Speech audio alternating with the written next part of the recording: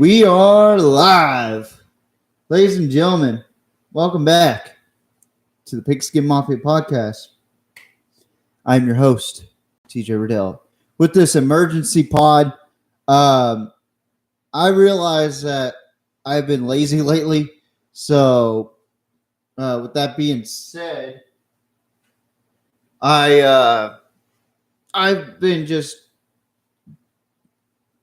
really tired as of late, and I apologize for coming in late with these NFL predictions, these NFL recaps. I'm only going to talk about 3 games last week that really made me surprised and really just made me go, wow, what a game, or this team played great, or whatever. But I will say this, though. There is some news surrounding college football right now that's crazy right now. Xavier Worthy, Texas Longhorn receiver, probably the primary target of the University of Texas.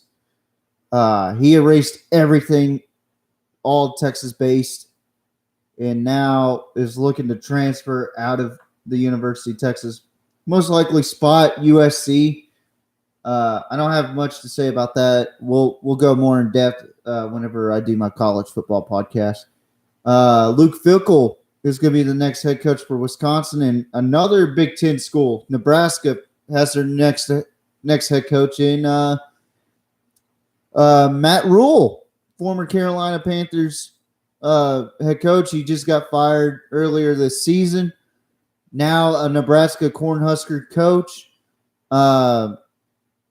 8-year deal for him in Nebraska, so hopefully Nebraska didn't fudge this up just like Texas A&M did with Jimbo Fisher. But David Shaw has resigned as the head coach for Stanford as well, so that was not surprising at all. They've been lackluster in the last several years. I kind of miss the Stanford that actually competed with the Andrew Lucks and the Christian McCaffreys, so looking forward to seeing what happens with Stanford's future. But enough with college football. Let's talk about NFL today. I'm only going to go over maybe 3 games of last week. It's just, I apologize on my part. I have been super lazy as far as NFL. I was supposed to do it Friday, but it just didn't work out. I was just too busy and too lazy to do it. But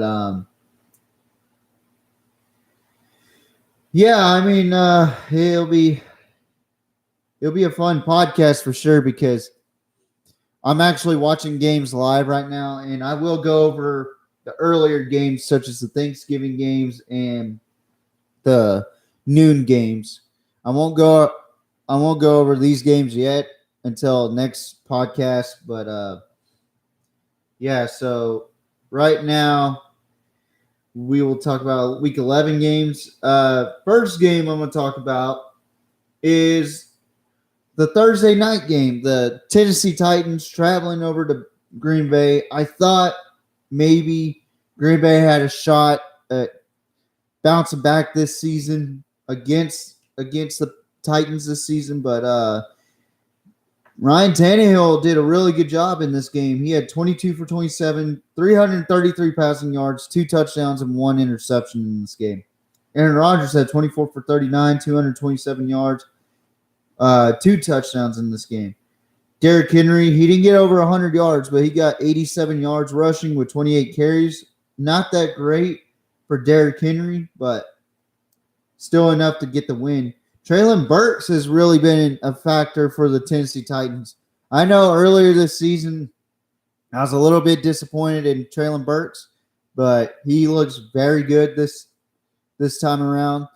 It seems like around this time for Treylon Burks, he's starting to finally get in the rhythm with the NFL, and he's just really doing work. Aaron Jones, 12 carries, 40 yards. It just seemed like Packers offense wasn't really effective in this game.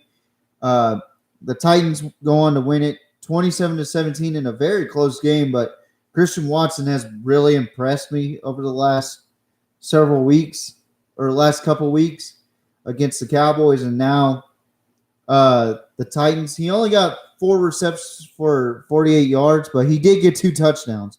So he's finally coming around for the Packers. Randall Cobb, though, 6 receptions, 73 yards, no touchdowns. But, yeah, so A.J. Dillon only had 6 carries, 13 yards, and there's no touchdowns on the ground game. But, yeah, good win for the Titans on this game. The next game, very shocking to me. The Vikings get smoked by the Dallas Cowboys. Cowboys in the 7-game win streak for the Vikings with a 40-3 game. It was just a complete disaster for the Vikings. Dak Prescott had a hell of a game, 22 for 25, 276 yards, 2 touchdowns. Tony Pollard, 15 carries, 80 yards, and 6 receptions, 109 receiving yards, and 2 touchdowns. While on the other side, Kirk Cousins, 12 for 23, 105 passing yards. Dalvin Cook, 11 carries, 72 yards. I felt like they didn't give the rock enough to Dalvin Cook, which how could you if your offense isn't producing and your defense is getting smoked out, So TJ Hawkinson with 5 receptions, 34 yards. Now, I'm going to take a look at this right here. Ezekiel Elliott was not effective at all except for the touchdowns.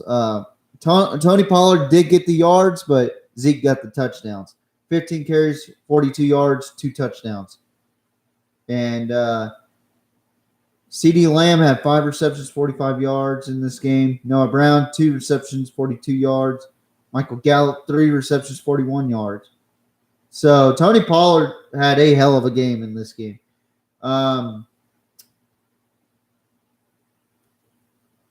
So Justin Jefferson was covered really well. 3 receptions, 33 receiving yards, and no touchdowns. Adam Thielen, 2 receptions, 25 yards. KJ Osborne, 2 receptions, 17 yards. I mean, it was just a bad game for Minnesota. And then the last game I want to go over is probably one of the best games of this season. I mean, it was just a back and forth game.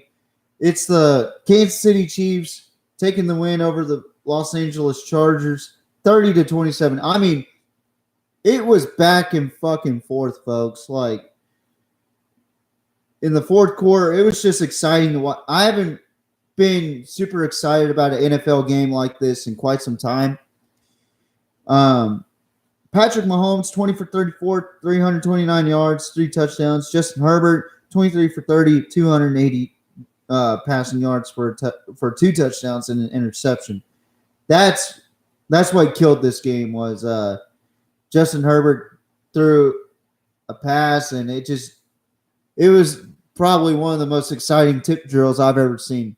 It was a double tip, and I forgot who picked it off, but it was a great pick by the Chiefs, and the Chiefs go on to win it, 30-27. Pacheco, 15 carries, 107 yards. Caleb has talked about this guy. He is an incredible running back. He really stepped up to the plate, especially for the Chiefs. So Austin Eckler, 19 carries, 83 yards, 1 touchdown. I mean, he did get the yards. It just wasn't enough for the Chargers. And then Palmer just came in for the Chargers. 8 receptions, 106 yards, 2 touchdowns. Travis Kelce, 6 receptions, 115 yards, 3 touchdowns.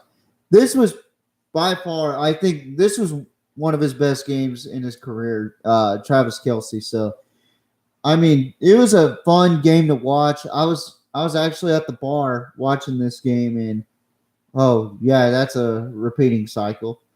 But it was a great win for the Chargers, So, or not Chargers, for the Chiefs. The Chiefs are really establishing themselves as arguably the best team in the AFC. I said they would be the third best team in the West, but man, they're proving me wrong again this year without Tyreek Hill. And I thought the defense was going to be weaker this year, but they really aren't. So, good win for the Chiefs. Good season for the Chiefs thus far. Now, let's go ahead and take a look at the games that we're going to be talking about today. But let's go to the Thursday night games, or Thursday games first, where we have the Giants taking on the Cowboys. Now, this was a pretty big game already. Giants had to win this game. It was a must-win for both teams. Dallas, they just had a big win over the Vikings. At first, it looked like the Giants were really bringing the heat on the Cowboys in the first half, 13-7, and then that offense just completely. Hang on 1 second.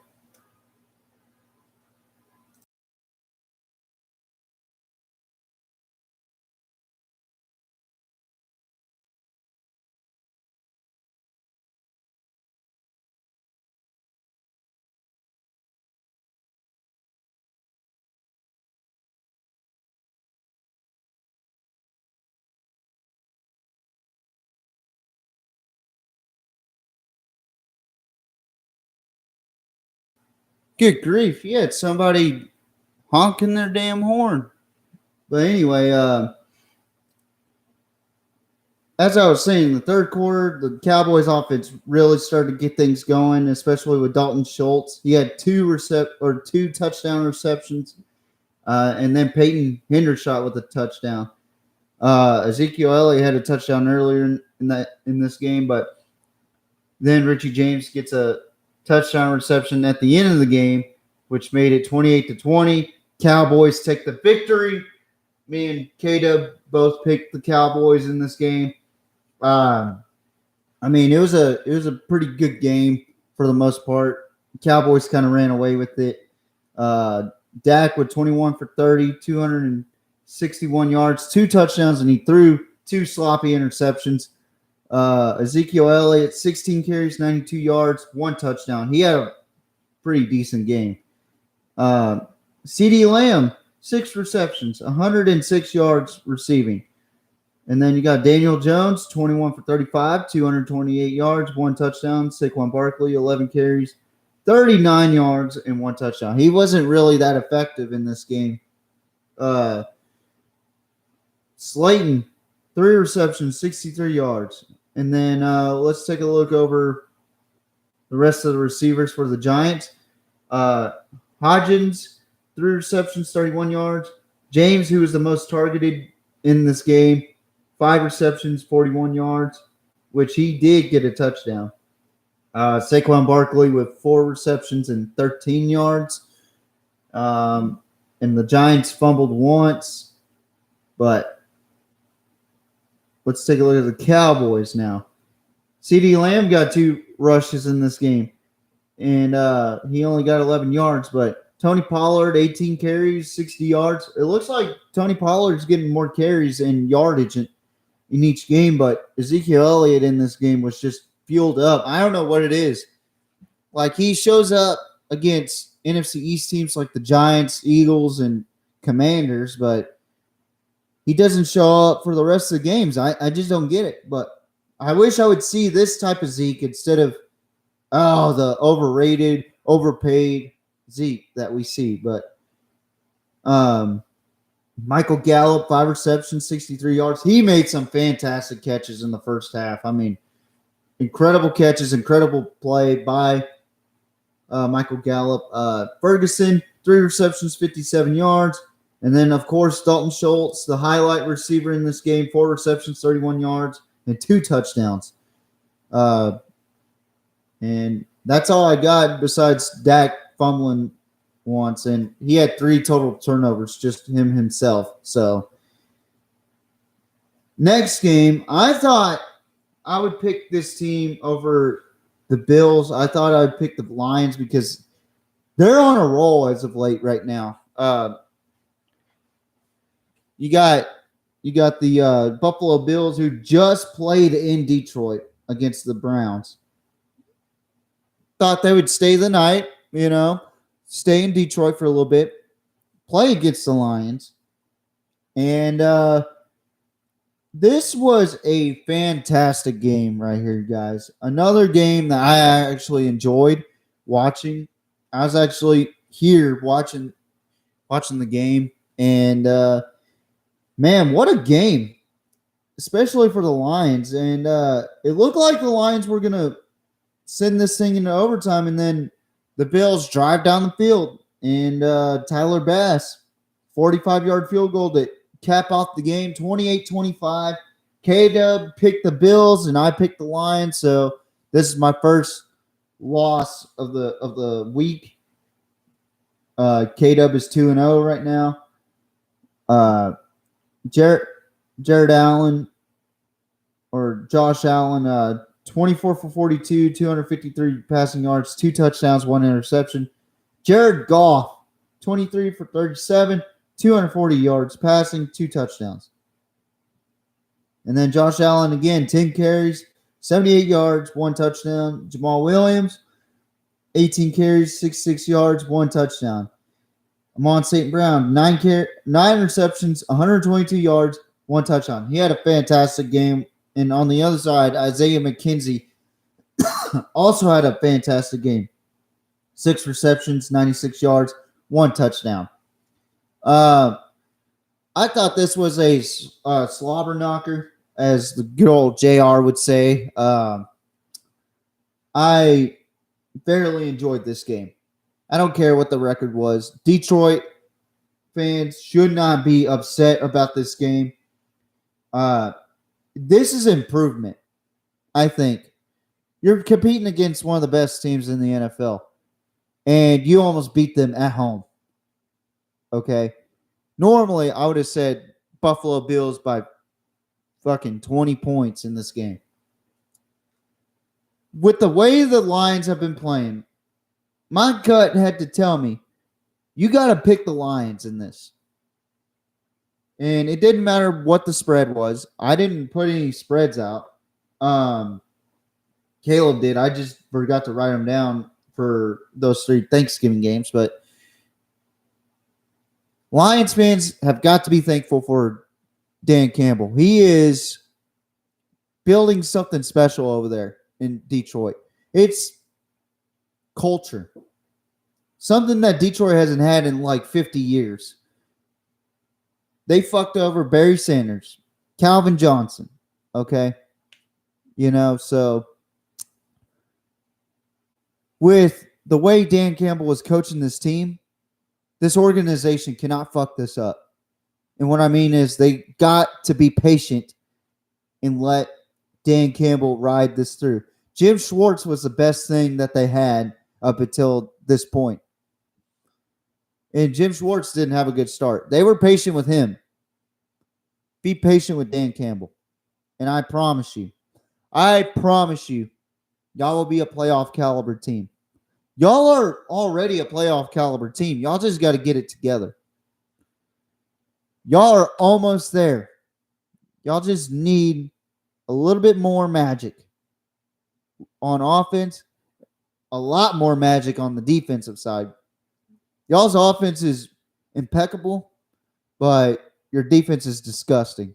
So, with that being said, I think the Lions have a really good opportunity next year in this draft to make trades in the first round. I predict that for the draft special. I predict that the Lions are going to make some trades in the middle of the draft or in the draft. And the Lions are going to pick up really solid players. And it wouldn't hurt to go after a rookie quarterback. I mean, Jared Goff has done a tremendous job this year for the Lions, but why not get a rookie quarterback so that way Jared Goff can feel pressured a little bit, so that way he could play a lot better than what he could play. I know Jared Goff can play better than what he's been playing in the last several years in the NFL. But, I mean, with the Bills right now, they're missing a running back. And I hate to say this, but if there's one running back in the draft this coming up year that is non-committable to a bowl game, that hasn't really said that he's declaring for the draft or not, if he declares, Buffalo, head your fucking ass to Austin, Texas. Get Bijan Robinson. Get Bijan Robinson. So that way you have an established run game. You have one of the best running backs that has come out of Texas. It's just Texas hasn't done enough for him, and he's extremely grateful for them. It's a matter of if he's going to declare for the draft this time around or not. He hasn't been committable to the bowl game. That doesn't mean that he might not come back. You know, we've seen guys that have not played a bowl game, but they decide, I'm going to stick around one more year.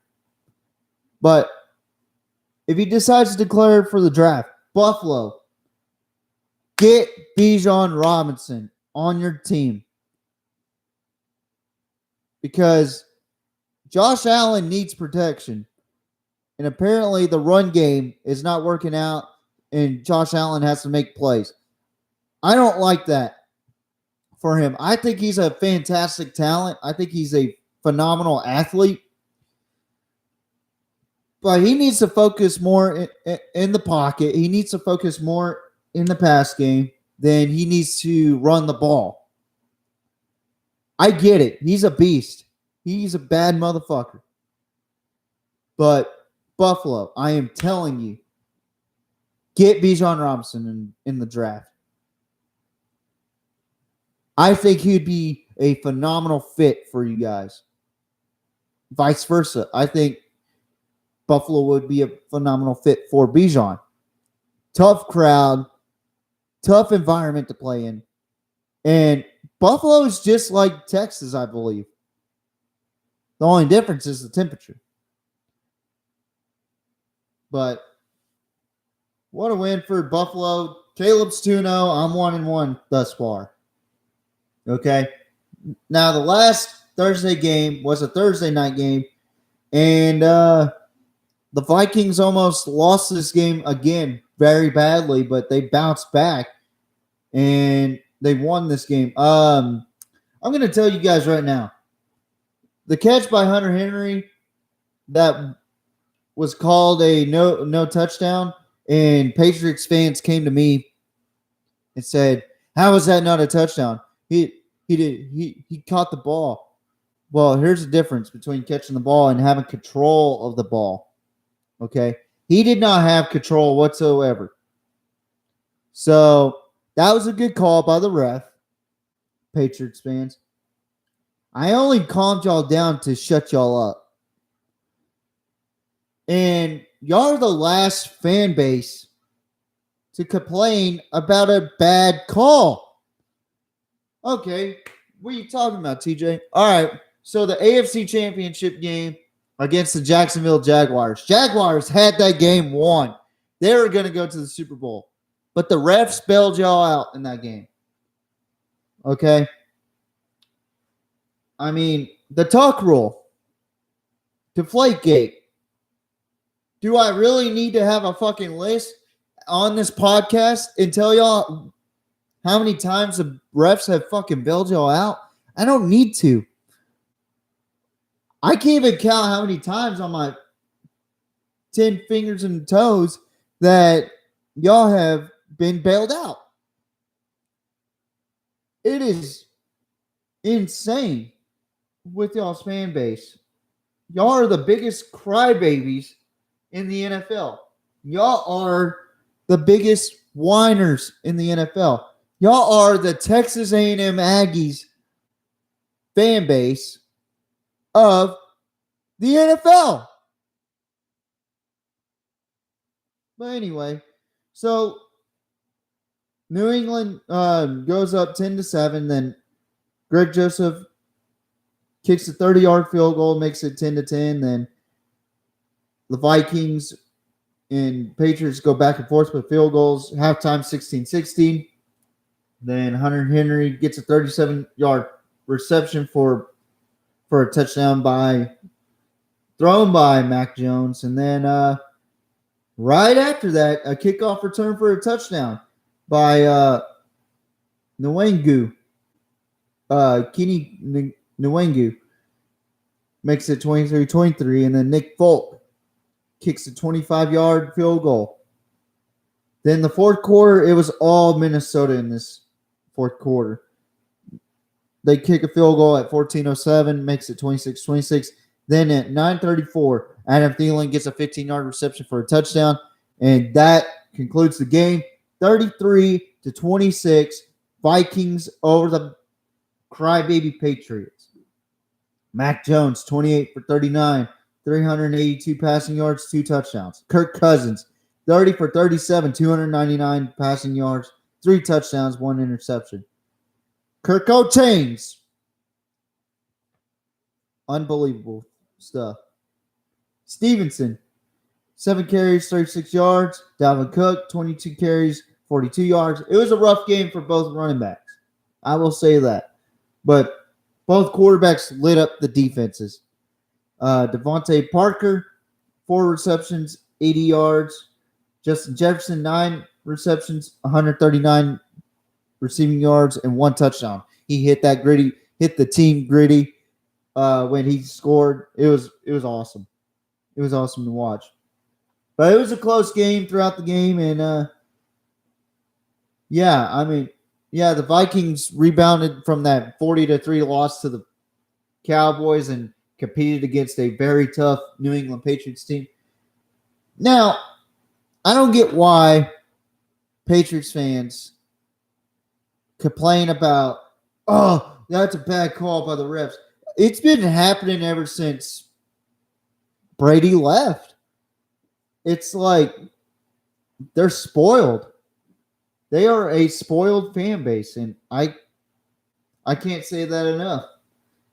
But now that makes me and Caleb even, 2-1 each. But this is where things are going to get ugly for us because we made some poor decisions. This first game, we made a poor decision. This game went into overtime. I had the Bucks by 17. K-Dub had the Bucks by 10. We were both wrong.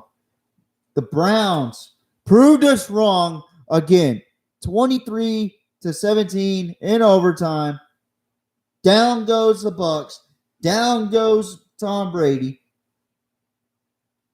David Njoku catches a 12-yard reception by Jacoby Brissett in the last 30 minutes of the game for a touchdown. Then, in overtime, with 19 seconds left to play, Nick Chubb runs a 3-yard touchdown for the win for the Browns. Tom Brady, 29 for 43, 246 passing yards, 2 touchdowns, no mistakes. 23 for 37, 210 passing yards, 1 touchdown, 1 interception for Jacoby Brissett. I'm going to say this right now. I don't think it's smart to put Deshaun Watson out there this season. Jacoby Brissett, yeah, they haven't been winning games. But the season's already fucking over with for the Browns. So what do they got to lose, you know? There's no way they're going into the playoffs with a losing record of 4-7. So just keep Jacoby Brissett in this year. Then once training camp starts, then you decide, okay, we're going to put Deshaun Watson in. It's because of his star name that they're going to put him in. And I don't like the idea of putting him in this season. I really don't. He's had, 24 cases of sexual assault, and the NFL's given him 11-game suspension and given Calvin Ridley a season suspension because he gambled on a different team. Get the fuck out of here, NFL. Y'all suck. But White, 14 carries, 64 yards. Nick Chubb, 26 carries, 116 yards, 1 touchdown, and that touchdown sealed the game. Amari Cooper, former Cowboy, former Raider, former Alabama Crimson Tide, 7 receptions, 94 receiving yards. Chris Godwin had a phenomenal game. 12 receptions, 110 receiving yards, 1 touchdown to cap off this game. Mike Evans only had 2 receptions in this game. White had 9 receptions for 45. But everybody else was just quiet. Julio Jones with 3 receptions. Cameron Brate with 2. Rashad Perryman didn't even get 1 single catch in this game. I don't even think he had a target. Excuse me. But Njoku with 5 receptions, 29 yards. Bell with 4 receptions, 23 yards. Schwartz with a reception for 17 yards. Nick Chubb with a single reception for 16. Donovan Peoples-Jones, 2 receptions, 16 yards.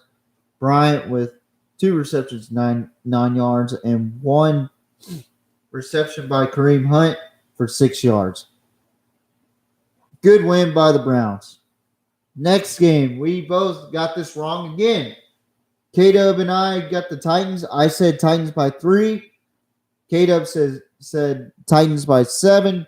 The Bengals told us, fuck you. We're winning by 4. 20-16. The Bengals win. T. Higgins went off in this game.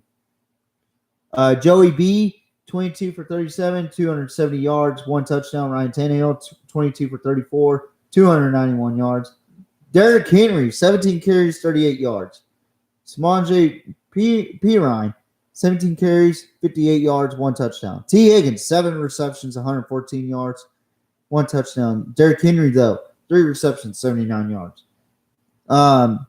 This game was low scoring, and I thought because since the Bengals are banged up on the receiving end and the rushing attack, it was going to be difficult for the Bengals to win this game because Titans defense with Mike Vrabel, they are tough. But Joe Burrow at least got sacked once in this game. That's kind of surprising. But Ryan Tannehill got sacked one time for 10 yards. But the run game was not there for Tennessee. I don't know what happened, but Traylon Burks got 4 receptions, 70 yards. But, man, I cannot believe how bad the Tennessee offense was in this game. Good win for the Bengals. Next game, the Miami Dolphins squaring off against the Houston Texans. I said that the Dolphins, would win by 20. K-Dub said the Dolphins would win by 14. Who was closer? Dolphins won 30-15. K-Dub was the closest. So if we had a bet, K-Dub would have won that. 30-15, Dolphins take this win. Tua Tagovailoa has been incredible. Past 5 games, 11 touchdowns and no interceptions. Kyle Allen started in this game, 26 for 39, 215 yards, 1 touchdown, 2 interceptions. All right. Tua Tagovailoa, 22 for 36, 299 passing yards, 1 touchdown. And then you got Ogunbowale.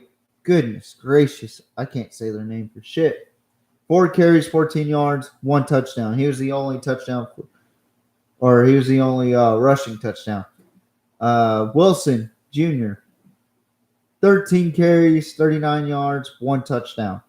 And then you got Atkins for the Texans, 5 receptions, 61 yards, 1 touchdown. Tyreek Hill, 6 receptions, 85 yards. I mean, just a dominant first half for Miami. They were up 30-0 at the half, and then I'm guessing they put their seconds in and just let Houston score 15 points in the second half. But man, dominant display by Miami. Xavier Howard with a 16-yard fumble for a return to make it 27-0. Just a incredible display of teamwork by the Miami Dolphins. This is the best start for the Miami Dolphins since 2001, I believe. But great win for the Dolphins. We got 4 more games on tap. We got the Jets taking on the Bears. I was completely wrong about this game. I should be revoked from being called a NFL guru by any chance.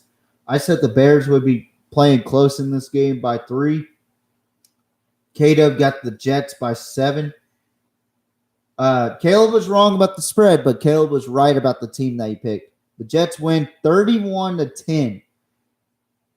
Absolutely demolished the Bears in this game. It was pretty close in the first half with the 17-10 score, and then the Jets ran away with it. It was a battle between Trevor Siemian and Mike White, both backups. And, man, I got to say, Mike White is pretty impressive. I underestimated this guy. 22 for 28, 315 passing yards, 3 touchdowns. And then Knight, 14 carries, 69 yards. Garrett Wilson had a phenomenal game. 5 receptions, 95 yards, 2 touchdowns. He should be in the talks of Offensive Rookie of the Year. Trevor Siemian, 14 for 25, 179 passing yards, 1 touchdown, 1 interception. David Montgomery, 14 carries, 79 yards. Charles Claypool. You may know that name because he played for Notre Dame and Pittsburgh. And just like what Lou Holtz would say, Charles Claypool was a good Notre Dame Fighting Irish. And he was a tough little rascal. Could catch any pass in traffic. And he just didn't pan out with the Pittsburgh Steelers because they were like the Penn State of the NFL. They don't know how to handle Notre Dame Fighting Irish players. But Charles Claypool gets 2 receptions, 51 yards in this game for the Chicago Bears. But I will say this, Mike White came into this game as a backup. Robert Saleh took a chance, and man, did it pay off. Mike White, 3 touchdowns, no mistakes. Only had 3 or 6 incompletions in this game for 315 yards. Nobody knows about this guy. Mike White came from Western Kentucky. As a matter of fact, he's older than me and Caleb. He was born March 25th in 1995. This guy had almost an 80% completion rate. And people doubted this guy. They doubted that guy, but great win for the Jets in this game, 31-10. Next game, me and both Kato got this right, except for the spread. I said the Commanders. We both said the Commanders would win by 14. They ended up winning by 6 against the Falcons, 19-13. The Commanders are just on a roll right now, right as of late. Their defense is playing well. Offense is playing well. Brian Robinson Jr. coming back from those gunshot wounds. Man, that 18 carries, 105 rushing yards. Taylor Heineke, 14 for 23. Great game manager, by the way. 138 passing yards, 2 touchdowns, 1 interception. And then Scary Terry, 4 receptions, 48 yards. Marcus Mariota, he threw 1 touchdown, 1 interception, 15 for 25, 174 passing yards.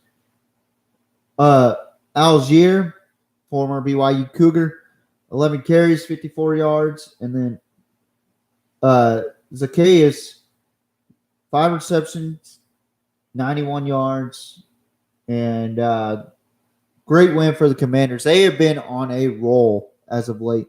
Ever since they beat the Eagles, they have just been chugging along. It seems like the Commanders are playing catch up to the NFC East, but now that the Giants have lost, Giants are 7-4, Cowboys are 8-3, and the Eagles are 9-1 right now. They haven't played against the Packers yet, but the Commanders are 7-5. If I'm the Giants, I'm worried about this Taylor Heineke team. There's a new resurgence in the Commanders team this year. They are fucking scary, folks. They really are. And I look forward to seeing the Commanders throughout the rest of the season. I like what they're doing with Taylor Heineke, though. They're making him into a game manager, and absolutely phenomenal job by goodness gosh. Ron Rivera, 100 career wins as of today. Congratulations to him. He deserves it. Great coach. I think that he has really helped out this Washington Commanders team turn it around here in the last several years, and things are starting to look good. And Kyle Fuller sealed the game for the Commanders. Like these guys are dogs right now. They are dogs, and I can't wait to see the next Cowboys and Commanders game. I am excited to watch that game. Next game was a game that I was kind of confused why Caleb made this pick. He picked the Broncos over the Panthers, and I was like, what? This doesn't make sense. He picked the Broncos by 10. I picked the Panthers by 9. Panthers said, okay, TJ, we like your pick, but we want to go more. 23-10, a 13-point win. There's a lot of frustration going on with the Broncos and Panthers. We saw one of the Broncos defensive tackles get in the face of Russell Wilson. It just seemed like this team really was built on the hype of Russell Wilson in this game or in this season, and things have not looked good for the Broncos, and it showed it in today's game against the Panthers. I mean, Panthers are in a ugly situation themselves, but my goodness, Russell Wilson, 19 for 35, 142 passing yards, 1 touchdown. He didn't throw any interceptions, thank God. Sam Darnold, 11 for 19, 164 yards, 1 touchdown. Deontay Foreman, hook him.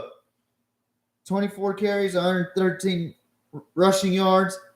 Latavius Murray, familiar name. 13 carries, 92 yards. Cortland Sutton had a pretty good game, 6 receptions for 75 yards. DJ Moore, 4 receptions, 130 yards for 1 touchdown. And, I mean, I was kind of scared for Russell Wilson for a bit because Russell Wilson was I don't know if he said something to him, but that guy got in his fucking face, dude. And you don't want to get in the face of a defensive lineman like that. Especially a guy that is getting frustrated because you're a very talented quarterback coming in, and you're supposed to help turn this team around. And, I mean, it was a bad situation. It was a bad game for both defense and offense for the Broncos. I mean, It was bad. It was a bad game. I'm fairly disappointed in the Broncos. I believed in the hype. I believed that the hype train was real with the Broncos, but they hurt my feelings, and I hope that they turn around in the offseason because, good God, that was a pitiful performance by the Broncos. And it seems like a common theme with the Broncos. And not to take anything away from the Panthers because they've had a terrible season too. And they've been disappointing. They fired their head coach. Now he's over at Nebraska. He'll be coaching at Nebraska next year. And they've had their struggles at quarterback, frustrations with their quarterbacks. They got rid of Robbie Anderson, who's done nothing for the Cardinals. But with the Broncos, they have a worse situation. They have a fucking veteran that is supposed to be in the top 10, guys. He's supposed to be in the top 10 in their in the NFL right now. Why is the Seattle Seahawks having a better season without Russell Wilson and the Broncos having a better or a worse season with Russell Wilson? I think it has to do with Russell Wilson. Sad to say, I love Russell Wilson. I think he's a great player. He's a better human being. But, dude, he stinks now. He is garbo. He is doo-doo right now. But great win for the Panthers. They win 23-10.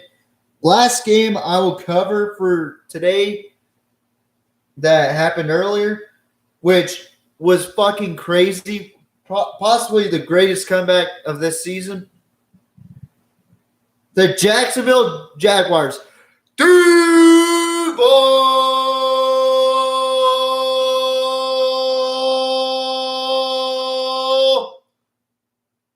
The Duval Cats come away with the biggest upset against the Baltimore Ravens. Jaguars were down, or they were up 10-9 at the half.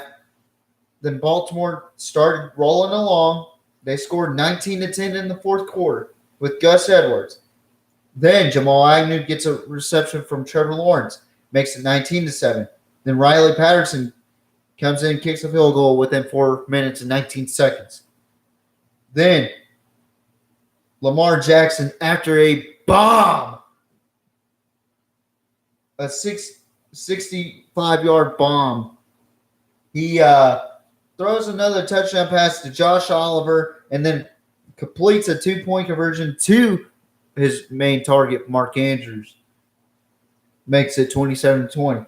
Then, with 14 seconds left, T-Law. This is the same T-Law that I saw in Clemson. Throws it to Marvin Jones. 10-yard wheel route. Beautiful catch. Even better throw. It was reviewed. What a hell of a catch by Marvin Jones. Makes it 26-27. They go for two. And Trevor Lawrence rolls out. Gives it to Zay Jones. 28-27. And then they leave it on the foot of Justin Tucker, who has the record for the longest field goal. He attempted a 67-yard field goal. Everybody thought he could make this shot. He made a 66. Why not make a 67? He goes up for the kick. Just short. And the Duval Cats do it again to the Baltimore Ravens. Woo! What a game.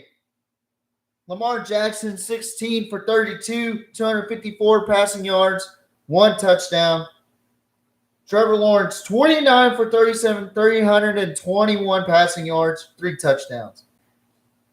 Hasty, 12 carries, 28 yards. Lamar Jackson, 14 carries, 89 yards. Oliver, 4 receptions, 76 yards, 1 touchdown, and Zay Jones had a phenomenal game. He had the game-winning 2-point conversion, but no touchdown, 11 receptions, 145 receiving yards. He was a big part in that win for the Jacksonville Jaguars.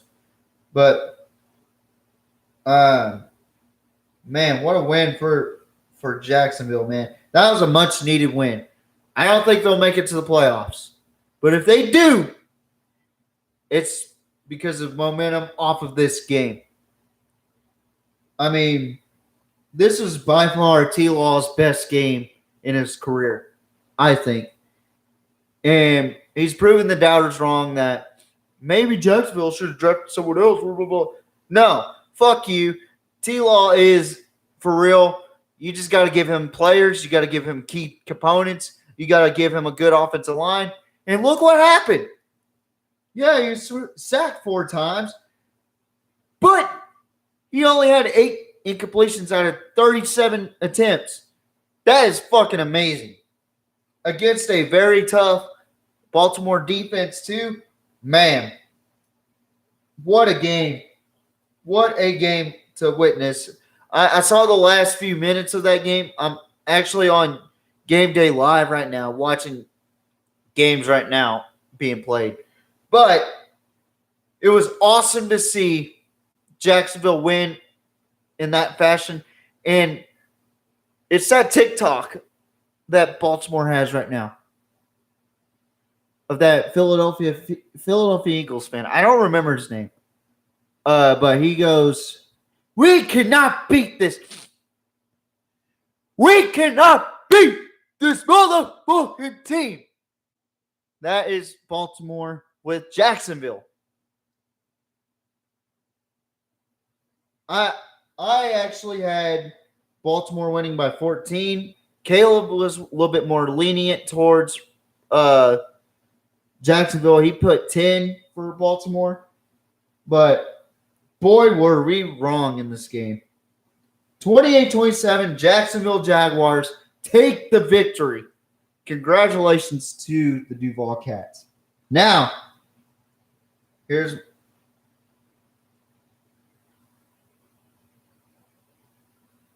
Now we get to talk about my predictions for the rest of the games.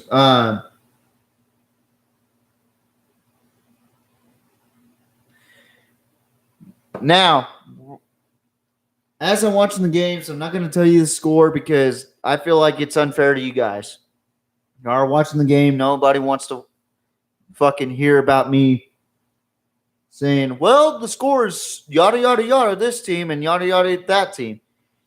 But anyway, so first game I got on here that doesn't have a score. The Chargers taking on the Cardinals.